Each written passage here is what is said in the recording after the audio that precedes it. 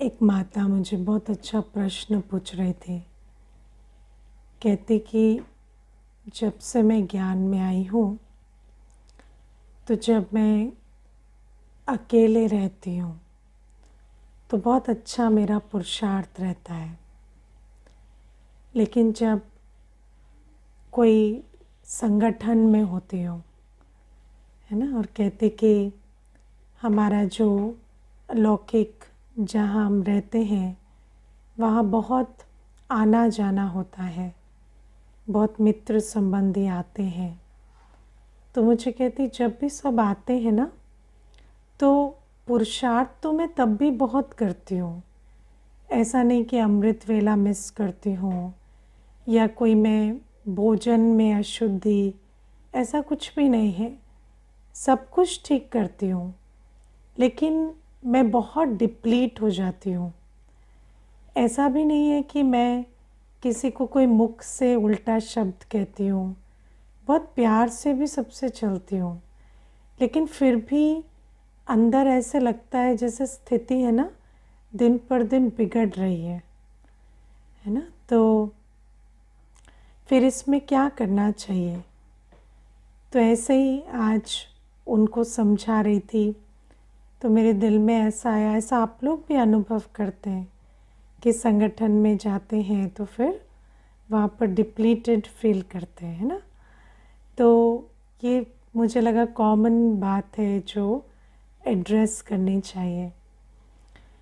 तो क्या होता है कि हम जब किसी के भी संबंध संपर्क में आते हैं तो अगर हमारी अवस्था बहुत अच्छी नहीं है तो क्या होता कि हम पुरुषार्थ तो कर रहे हैं, तो पुरुषार्थ के बल से हम अपनी मर्यादाएं खंडित ना हो, स्थूल रूप से, है ना, चार्ट ठीक रहे, वो सब तो देख लेते हैं, लेकिन कर्मातीत अवस्था नहीं हुई है ना, तो क्या होता उधर का भी प्रभाव आता जाता है। आत्मा के अंदर बहुत सारे संस्कार हैं, है ना, क्योंकि विकर्मों का खाता बहुत है। तो जब भी आप किसी आत्मा के, किसी वायुमंडल के प्रभाव के संपर्क में आते हैं तो फिर उस वायुमंडल का, उस आत्मा के शब्दों का, वाइब्रेशन का, सबका हम पर प्रभाव पड़ने लगता है ना। हमें पता भी नहीं चलता कि कहाँ कहाँ हमारा काम विकार ट्रिगर हो रहा है, कहाँ क्रोध ट्रिगर हो रहा है, कहाँ दृष्टिवृत्ति चंचल हो गई, कहाँ देहाभिमान ट्रिगर हो गया। क्योंकि ऊपर से तो हमें लग रहा है कि हम तो उस आत्मा के प्रति कुछ ऐसा कह भी नहीं रहे, या कोई हमने मर्यादा ऊपर से स्थूल रूप से क्रॉस नहीं की, लेकिन सारे दिन क्या हो रहा है कि वो जो विकारी संस्कार हैं वो इमर्ज हो रहे हैं, मर्ज हो रहे हैं, इमर्ज हो रहे हैं, मर्ज हो रहे हैं। तो उससे क्या होता कि जैसे आप, है ना, ऊपर से तो वाइट है लेकिन उसमें एक एक स्ट्रोक काले का पड़ता जा रहा है। तो दिन के एंड में क्या हो रहा है कि वो जो पूरा कागज़ है वो काला हो चुका है। अब आपको पता नहीं चल रहा कि ये काला हुआ कब, क्योंकि सारे दिन तो, है ना, अच्छा ही, ऊपर से सब अच्छा ही रहा, लेकिन वो अंदर के इतने स्वभाव संस्कार हैं, भले कर्मों में भी नहीं आए, भले व्यवहार में भी आप नहीं लाए, बोल में भी नहीं लाए, लेकिन इतना ट्रिगर होता है ना, कहीं लोभ, कभी देह अभिमान, कभी मोह, कभी काम विकार, कभी ईर्ष्या, कभी भय, कुछ न कुछ वो ट्रिगर हो रहा है। और संकल्पों के रूप में भी नहीं, बहुत सूक्ष्म, है ना, एक स्थिति की लहर के रूप में ऐसे आता रहता है। और फिर उसमें जो आत्मा की अवस्था होती है वो बहुत मैली कुचैली हो जाती है ना। और फिर अंत में, एंड ऑफ द डे में खाली एक ही फीलिंग रहती है, बहुत टायर्ड, बहुत डिप्लीटेड, है ना। लेकिन वास्तव में सारा जो, क्योंकि आत्मा को वैसे तो बिना विकारों के तो आत्मा डिप्लीट नहीं होती ना। आत्मा के थकान का एक ही कारण होता है कि आत्मा विकारों की उधेड़ बुन में रह रही है। तो ये जो विकार है ये बहुत तीव्र है, इसीलिए बाबा हमें जो रोज़ कहते हैं ना कि तुम याद पर अटेंशन दो। अब हम क्या सोचते हैं, अरे ज्ञान सुन के तो काम अच्छा खासा चल रहा है ना, मुरली सुन लिए और मंथन कर लिए सारे दिन। हम वैसे तो कोई ऊपर से पाप नहीं करते है ना, ऊपर से तो ठीक ही रहते हैं, सेवा भी कर लेते हैं, ऊपर से किसी को कोई अपशब्द भी नहीं कह रहे। हाँ, पिछले हफ्ते कह दिया था, उसमें क्या बड़ी बात है, वो भी तो इतना ज़्यादा बोल दिए थे, तो एक दो बात तो बाबा भी माफ़ कर देगा। तो ऐसे करके थोड़ा हम चला लेते हैं कि हमें लगता है कि बाबा ऐसे ही इतना याद याद करता रहता है, ज्ञान से तो काम चल रहा है ना, ज्ञान से तो हमारा अच्छा खासा चार्ट ठीक रह रहा है, क्यों बाबा पता नहीं याद याद करता रहता है। और मुझे तो एक बार ना एक भाई था, वो किसी सेंटर से जुड़ा हुआ था, फिर उसने डिसकंटिन्यू कर दिया था क्लास, फिर यहाँ आया था। तो मैं उसको पूछ रही थी, तो बातों बातों में कहता है कि एक तो मुझे आप लोगों का ये नहीं समझ आता, ये अमृत वेला बहुत ओवररेटेड है।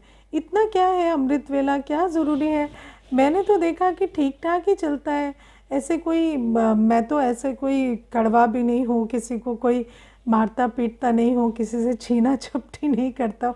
I am a good person, मैं अमृत वेला नहीं करता, तो क्या हो गया? मैं क्या बुरा नहीं हूँ? मैं क्या अच्छा नहीं चल रहा हूँ? मुझे क्यों नहीं सत्युग में जाऊँगा?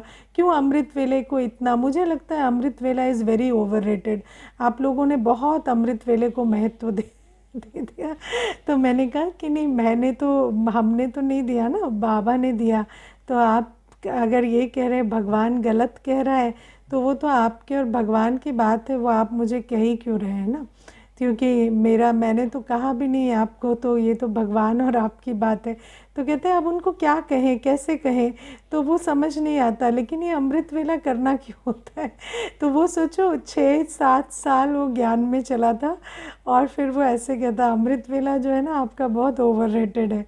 तो ये क्या है कि ये सारी बातें क्यों होती हैं? क्योंकि हम समझ नहीं पाते कि जैसे आइसबर्ग होता है ना, हम हमेशा आइसबर्ग का एग्जाम्पल देते हैं कि ऊपर से आइसबर्ग कितना दिखाई देता है। आइसबर्ग समझते हो ना, जो समंदर में बड़े बड़े बर्फ़ के जैसे ना पहाड़ से होते हैं, इनको आइसबर्ग्स कहते हैं। तो आइसबर्ग्स जो होते हैं वो पानी की सतह के ऊपर इतने से दिखाई देंगे, है ना, बहुत थोड़े से, लेकिन उसका 10 गुना वो नीचे होंगे, पानी के नीचे। ऐसे ही हम आत्मा भी जितना अपने आप को ऑब्ज़र्व कर रहे हैं ऊपर से, मैं क्या सोच रहा हूँ, क्या देख रहा हूँ, या क्या मैं कर्म कर रहा हूँ, या क्या बोल रहा हूँ, ये भी क्या है, सिर्फ 10% है ऊपर का। लेकिन अंदर जो आत्मा का जो संस्कार और स्वभाव का, या जो सारा जो आत्मा का चित्त है, वो तो बहुत बड़ा है, उसकी जो इंटेंसिटी बहुत बड़ी है, और वो क्लीन नहीं हो रहा है। ज्ञान से क्या होता, ऊपर ऊपर से क्लीन हो गया, है ना। तो ऊपर ऊपर से आपको लग रहा है अब तो मैं, है ना, जी भी बोलता हूँ, आप भी बोलता हूँ, बाबा कहता आप करके बाद में तो आप भी बोलता हूँ, मैं तो प्यार से भी बात करने लगा, मैं तो किसी को ऐसे टोका टाकी भी पहले जैसे नहीं कर रहा। तो ये सारी बातें ऊपर का 10% है, लेकिन अंदर का क्या? और अंदर जब तक सफाई नहीं होगी, प्रभावित होते रहेंगे और डिस्चार्ज होते रहेंगे। और ये तो मैं जो आपको बात सुना रही हूँ, ये भी वो आत्मा मुझे कह रही है कि मैं कर्मों में नहीं लाता, लेकिन ऐसा भी नहीं है कि जब भावनाएं आएंगी तो कर्म में नहीं आएगा, है ना। मानो कोई संगठन में रहेगा, 1 दिन रहेगा, 2 दिन रहेगा तो ठीक है, फिर भी ऊपर ऊपर से चला लेगा।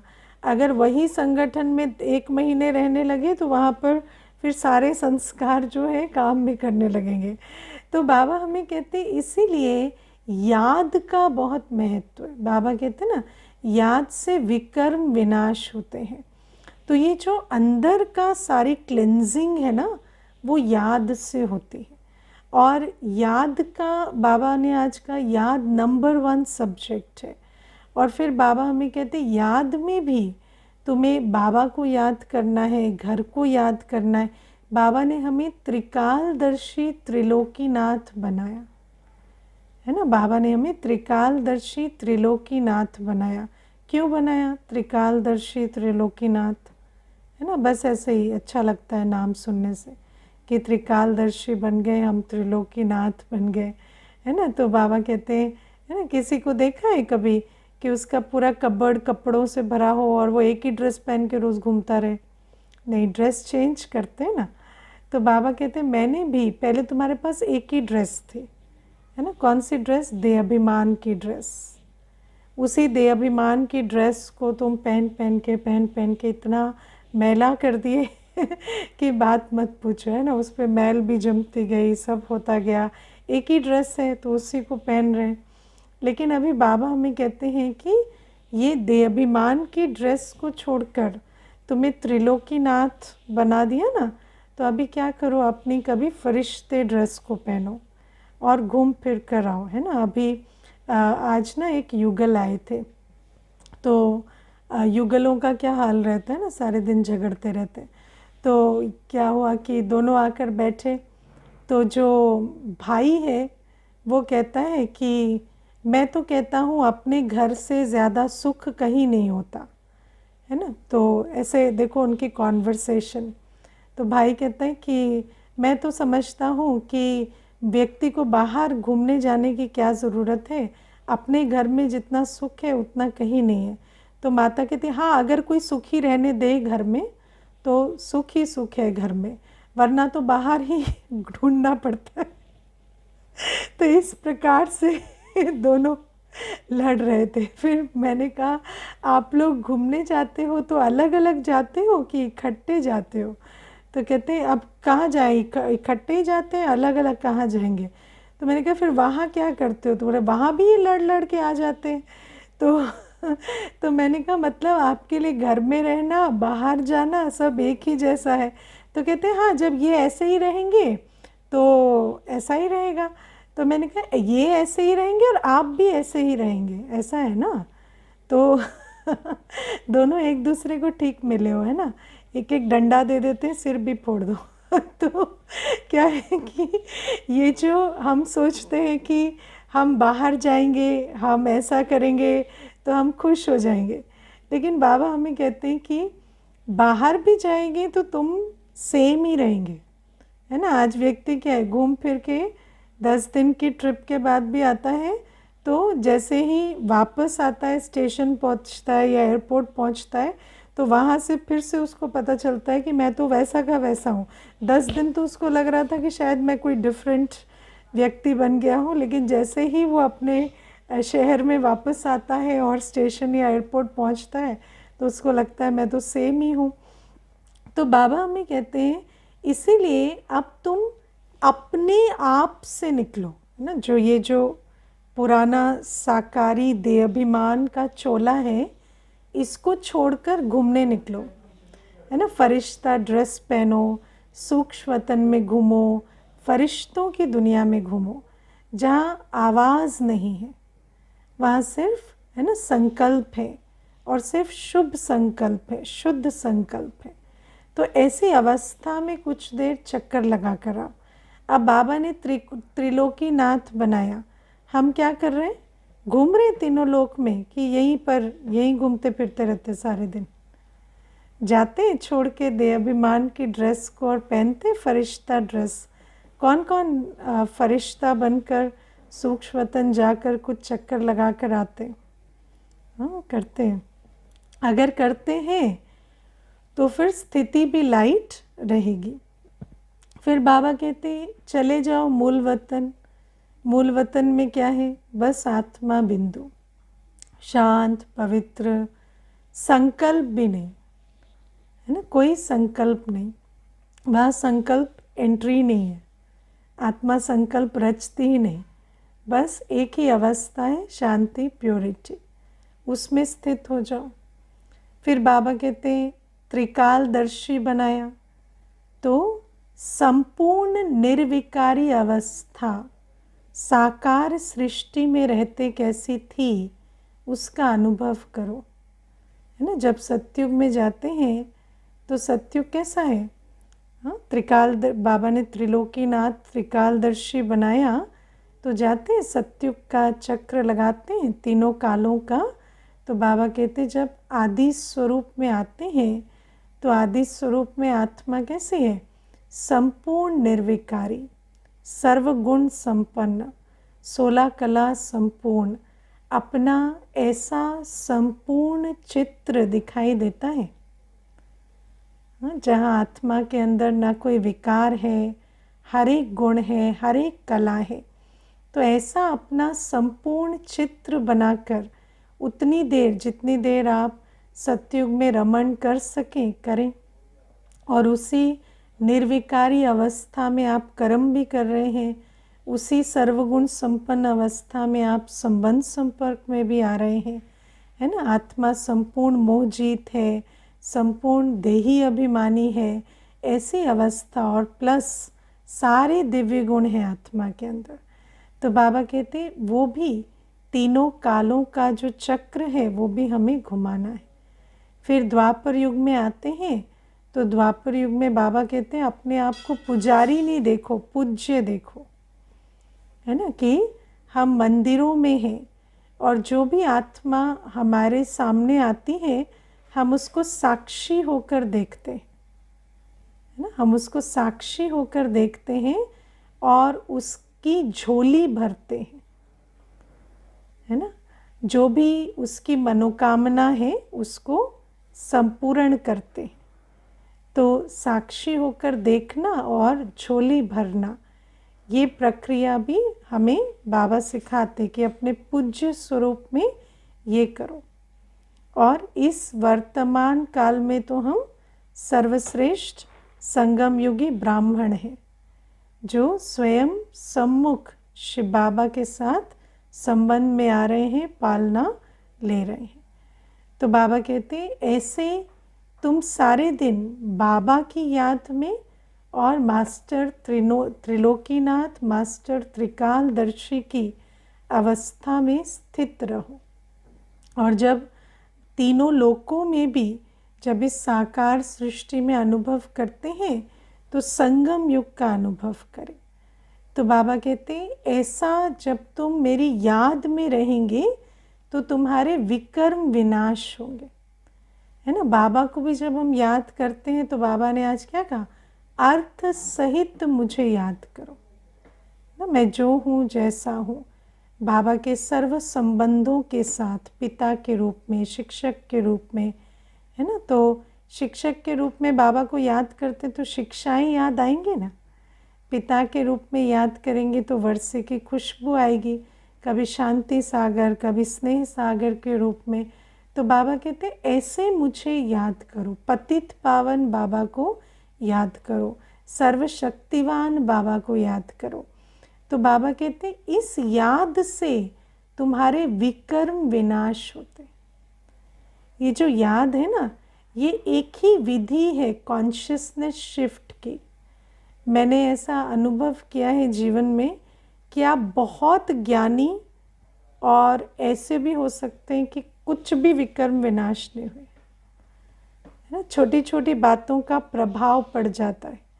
कई बार इतने स्मार्ट होते हैं कि राइट बात वहाँ बोलनी आती है ना, राइट रिएक्ट ना करना भी आता है, लेकिन अंदर की जो अवस्था है वो बहुत, है ना, हिलती डुलती रहती है। तो बाबा कहते ऐसा जो विकर्म विनाश जब करेंगे ना तब कर्मातीत बनेंगे। और आप विचार करो, आज थोड़ी देर संगठन में रहने में अगर अवस्था बिगड़ जाती है ना। आजकल तो कई ऐसे भी कह देते हैं कि योगी बनना मतलब हमें एकांत अच्छा लगता है, लेकिन एकांत का अर्थ क्या है? एकांत का अर्थ ये नहीं है कि सबको कमरे से निकाल कर आप अकेले बैठ जाओ, वो एकांत नहीं है। हाँ, अगर कमरे में कोई नहीं है तो बुला के बिठाओ, वो भी नहीं है। लेकिन अगर हैं तो उनको हम सोचें, संकल्पों में भी ऐसे आए, ये जाएं तो हम योग लगाएं, ये एकांत नहीं है ना। किसी भी आत्मा को अगर आप ये वाइब्रेशन देते हैं कि ये निकले यहाँ से, ये जाए यहाँ से तो कोई अच्छी वाइब्रेशन थोड़ी है। किसी आत्मा, कोई आत्मा अगर आपके आसपास है और आप एकांत में हैं, बाबा ने एकांत का क्या अर्थ समझा है? एक के अंत में, एक बाबा के सर्व गुणों, सर्व संबंधों, सर्व शक्तियों के की याद में हम जैसे लवलीन रहें। तो बाबा कहते उसको कहते एकांत की अवस्था। और बाबा कहते चाहे हमारे आसपास कई आत्माएं भी हैं, लेकिन उसमें भी अगर हम एकांत में हैं, हम बाबा की ऐसी याद में हैं, तो फिर उन आत्माओं को भी हमसे सुखद अनुभव होंगे। तो बाबा हमें कहते कि आज अगर कुछ आत्माओं के संबंध संपर्क में अनकंफर्टेबल फील हो जाता है या कुछ ना कुछ लेप छेप चढ़ जाता है, तो विचार करो अंत के समय कैसे रहेंगे, है ना। अंत के समय कैसा होगा? कोई भी व्यवस्था ठीक नहीं होगी ना। चारों तरफ आप सोचो, किसी को कोई ऐसे भी कहते हैं कि ना थोड़ा सा भी इधर उधर चीज़ रखी हो तो मुझे अच्छा नहीं लगता, या कमरा बिखरा हो तो अच्छा नहीं लगता। कमरा बिखरा हो तो उसको ठीक करना है, अच्छा नहीं लगता इसलिए ठीक नहीं करना। इसलिए ठीक करना है क्योंकि ठीक करना चाहिए, इसलिए नहीं कि वो अनकंफर्टेबल करता है। हमारे सारे कर्म कलयुग में रिएक्शंस होते हैं। हम वो करते हैं, या तो हमें बहुत अच्छा लगता है या हमें अच्छा नहीं लगता। लेकिन बाबा कहते हैं ना तुम्हें अच्छा लगे या ना तुम्हें ना अच्छा लगे, तुम वो करो जो करना चाहिए। तो कमरा बिखरा है, आपको प्रॉब्लम नहीं होनी चाहिए। अगर आप सारे दिन एक बिखरे कमरे में रह रहे हैं, अब मानो कोई रेनोवेशन चल रही है, कंस्ट्रक्शन हो रहे, तो क्या होता है, चारों तरफ बिखरा रहता है ना। तो बिखरे में भी आप शांत रहें, संतुष्ट रहें, आपके अंदर कोई भी दुख की लहर ना आए। ऐसा ना लगे कि बाहर का क्योस अंदर का क्योस बन रहा है, या बाहर अगर आसपास कोई लड़ाई का भी माहौल है ना, कोई दो आत्माओं की बहुत खिटपिट भी हो रही है, तो भी आप शांत रह सके अंदर। वो अलग बात है कि आप उनको कुछ शांति के लिए कहें या ना कहें, लेकिन आप अपने अंदर पहले अपनी अवस्था को बना सकें। तो हमारी अवस्था व्यवस्था के आधार से नहीं होनी चाहिए, लेकिन अगर हमारी अवस्था का आधार व्यवस्था है तो इसका मतलब हमारी आंतरिक स्थिति ठीक नहीं है। हम योगी जो भी दिख रहे हैं वो सिर्फ एक आडंबर है और ज्ञान के आधार से थोड़ा बहुत चल पा रहे हैं, है ना। लेकिन जैसे ज्ञान का क्या है ना, ज्ञान थोड़ा ऊपर से दिखने वाली चीज़ है। थोड़ा डीप जाएंगे तो अगर योग का फाउंडेशन नहीं है तो ज्ञान बहुत जल्दी शिफ्ट हो जाता है ना। ज्ञानी से अज्ञानी के बोल में कोई शिफ्ट होने में टाइम नहीं लगेगा। इसलिए बाबा कहते हैं योग की सब्जेक्ट नंबर 1 है। और क्योंकि माया हमारी बुद्धि पर इतना पर्दा डालती है, हमें कभी कभी ये बात समझ नहीं आती। बाबा रोज़ कहते हैं याद करो याद करो, हम कहते हैं मुरली सुन ली, काम ख़त्म हो गया, अभी याद के लिए कौन बैठेगा, है ना। याद करने को बाबा पता नहीं क्यों इतना कहते रहते। तो बाबा कहते हैं लेकिन याद की सब्जेक्ट नंबर 1 सब्जेक्ट है, और याद से ही विकर्म विनाश होंगे। और मैंने ये भी देखा है कि जो बच्चे याद और ज्ञान का बैलेंस बनाते, माना अपने ब्राह्मण जीवन में याद को एक फाउंडेशन बनाते हैं, उन्हीं को ज्ञान में भी रुचि बढ़ती है। वरना क्या होता, बुद्धि सेम है ना। देखो मुरली तो आपको पता है 5 साल में रिपीट होती है है ना। मुरलियाँ तो हर 5 साल में रिपीट होती हैं। तो मुरली नई कैसे लगेगी जब हम नए बनेंगे 5 साल में है ना। मुरली हमेशा नई क्यों होती है? क्योंकि आत्मा की स्थिति 5 वर्ष में बदल जाती है। तो फिर वही मुरली जब हम 5 वर्ष के बाद सुनते हैं तो हमें लगता है अच्छा ये बात तो समझ में ही नहीं आई थी पहले, क्योंकि हमारी उतनी अक्ल नहीं थी।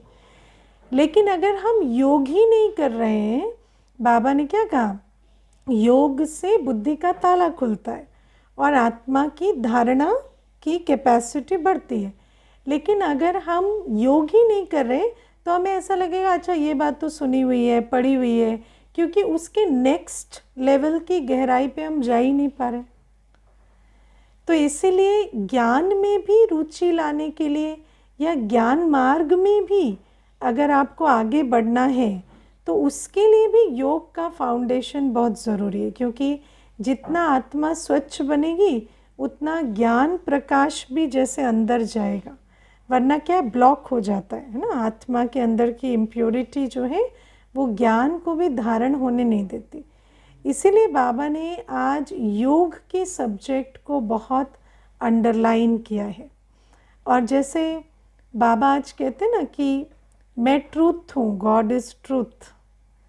तो ऐसे ही विचार चल रहा था कि देखो बाबा हमें कितनी सारी नई बातें बताते। कल भी बाबा ने कहा जिस दिन से मिले हम तुम नया दिन लागे नई रात लागे, है ना। तो बाबा से मिलते हैं तो सब कुछ नया ज्ञान, बाबा नया ज्ञान देते हैं। और सबसे बड़ा नया ज्ञान बाबा क्या देते हैं कि तुम्हारी स्वस्थिति से विश्व का कनेक्शन है ना। बाबा ने हमें बताया अवस्था से व्यवस्था का कनेक्शन है। अब ये बात हम सुन भी लेते हैं लेकिन फिर भी हम चल पड़ते हैं व्यवस्था ठीक करने, है ना। फिर भी हम चल पड़ते हैं फिजिकल सर्कमस्टेंसेस को ठीक करने। अभी देखो पीछे एक भाई आए थे, तो वो कोई प्रोफेशन में है, आर्टिस्ट है। तो आर्टिस्ट है तो उन्होंने कहा कि सब कुछ ठीक चल रहा है पर दिन प्रतिदिन ना बहुत स्ट्रेस, थकान बढ़ती जा रही है। तो मैंने उनको कहा आप क्या करते हैं सारे दिन? तो कहते शाम को तो मैं सिखाता हूँ, टीचर हूँ, तो मैं जो भी आर्ट प्रैक्टिस करता हूँ सिखाता हूँ। और सारे दिन क्या करते हैं?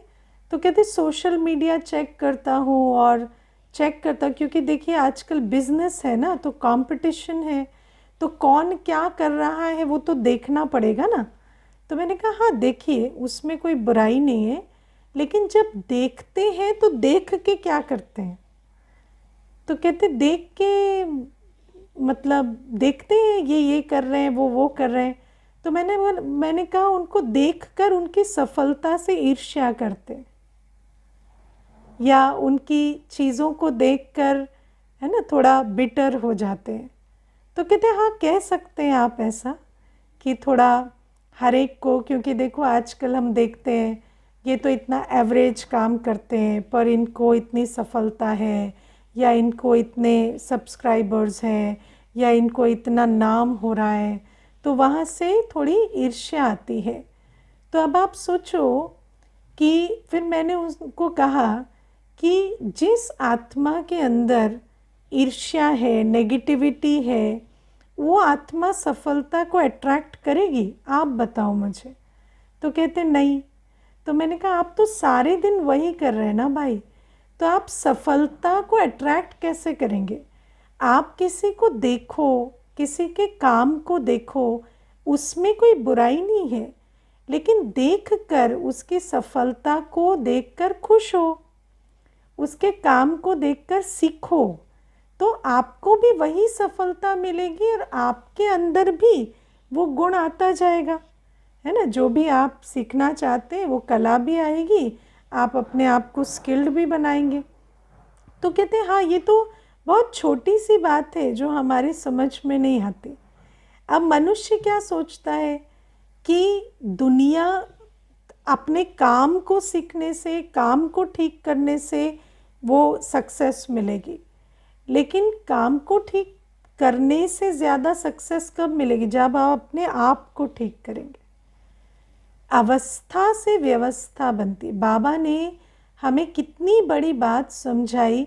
सतो प्रधान आत्मा सतो प्रधान सृष्टि की मालिक बनती है, तमो प्रधान आत्मा तमो प्रधान सृष्टि की मालिक बनती है। ये इतना बड़ा सत्य है जो हमें आज तक किसी ने नहीं बताया कि आत्मा की प्योरिटी, आत्मा की स्थिति उसकी सारी परिस्थिति को डिटरमिन करती है।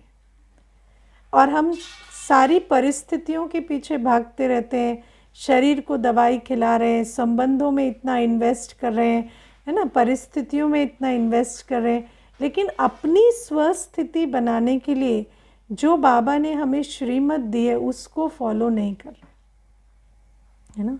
केस लड़ रहे हैं, ये कर रहे हैं, वो कर रहे हैं, लेकिन अपनी स्वस्थिति पर अटेंशन नहीं दे।